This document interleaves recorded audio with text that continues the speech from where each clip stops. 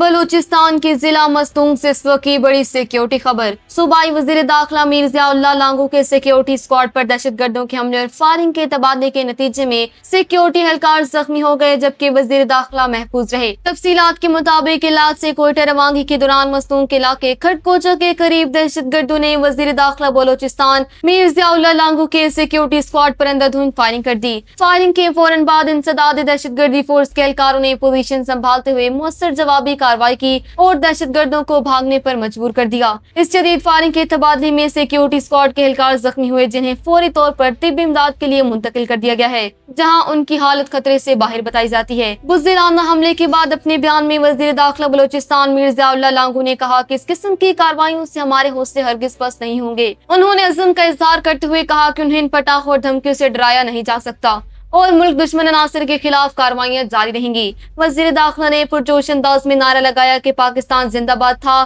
जिंदाबाद है और हमेशा जिंदाबाद रहेगा।